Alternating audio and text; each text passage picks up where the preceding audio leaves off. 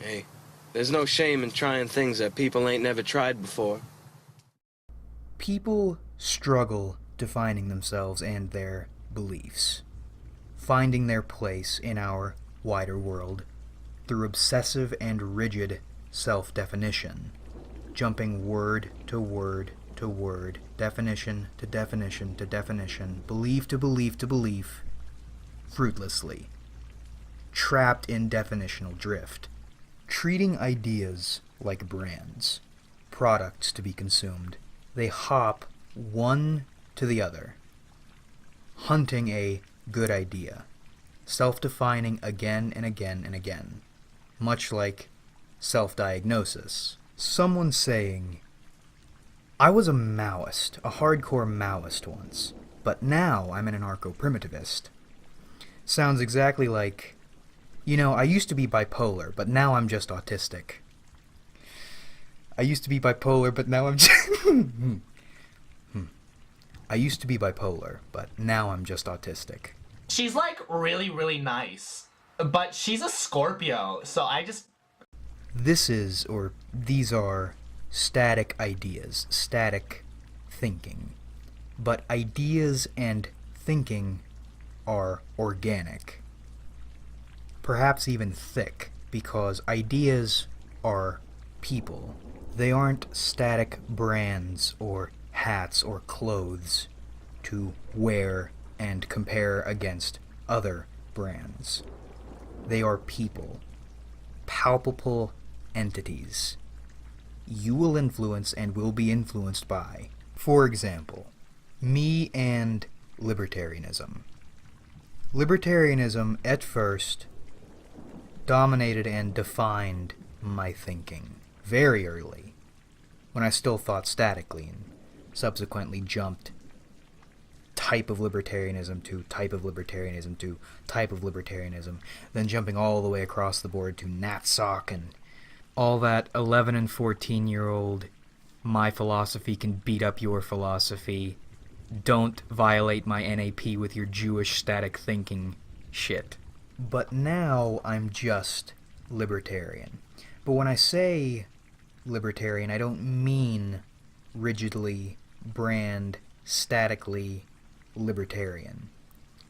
I mean I am thinking and I call it libertarian. Because my thinking, my ideas, change with what works best for me. If government programs improved my life, I'm taking them. Give me that. If cutting government programs improved my life, they're cut. They're gone. Unless not cutting them made me happier, or maybe I needed the programs but didn't want the programs, so then I refused them. Whatever works for me is how I think. Is that definitional libertarianism? No. But my thinking originated from a libertarian perspective. The idea, this entity, influenced me initially. Now I influence, take, and recreate it. Mutually, back and forth. That's how ideas and people work together.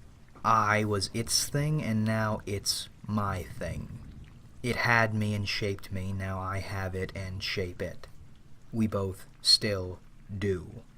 And even if you think statically, someone who has your exact idea will get mad at you for corrupting the strain. No, you're not a real, whatever autistically self-defined thing you claim to be. You are this other autistically, externally defined thing they claim you to be, of course. Oh shit, I'm sorry, man. So, to avoid all that nonsense and to stop drifting, to find home, don't pick an idea. Embrace idea itself. Embrace thinking itself. Humans and ideas are already bound. One cannot exist without the other. So rather than forcing your thinking, this ever-changing blob, this ever-expanding tree, into a thought box and saying, you will think this. And one, naively believing it will think this, and two, hopelessly trying to prevent it being itself. It's much easier and healthier accepting it, idea, thinking, for what it is. After an idea whips you into shape, and you in turn whip it into shape, and then you're both whipping each other, the name doesn't even matter. Call it whatever. At that point, you and your idea are dancing off wherever you're going, to whatever works land. I've been embarrassingly calling it libertarianism as an example, what I call it. But a better example might be righteousness. We talk about righteousness on this channel all the time. Boys, we don't use righteousness's definition. We've made our own. Righteousness is what we say it is, and we are what that thing is, now that it's an idea doing its own thing out in the world. In fact, maybe we aren't libertarians anymore. Maybe we become righteous boys, righteousers, rice chasers. I am a rice chaser. Poompa got the roaches in the rice jug. So, in summary, thinking or idea or thought is an angel allowing you to live and adapt. And you are a vessel allowing idea or thought to exist and expand. Naming and boxing and limiting it is pretty stupid and hopeless. Embracing, nurturing, and cherishing it. That's the good stuff, boys. That's the good stuff. And that about rippity wraps this one up. I hope you enjoyed watching, because I get panic attacks making these because I don't know what the hell I'm saying anymore. Like if you enjoyed, because that helps me out a lot. Subscribe if you haven't, because we do this shit sometimes. And comment your thoughts, because I love hearing from you. What do you define yourself as? Or what do you call your thinking, your idea?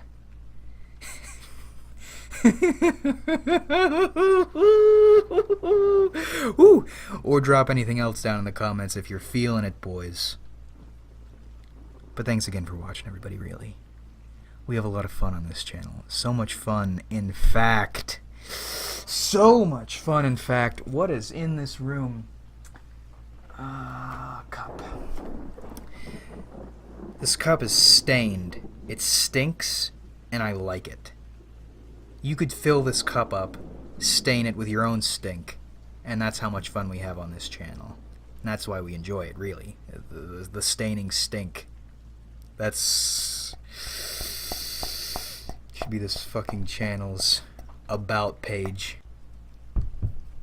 But I look forward to doing this with you guys again in the future. Don't know about an upload schedule.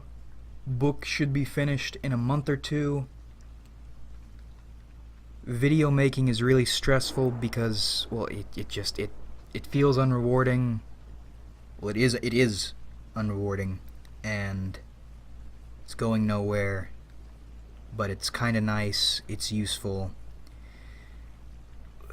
Maybe we try to figure something out to make videos happen, but I don't know. We'll see. But if you have any suggestions or anything you want to see, let me know. Promise not to shit on you too hard. And yeah, that'll... hot doodler, boys, that'll do it.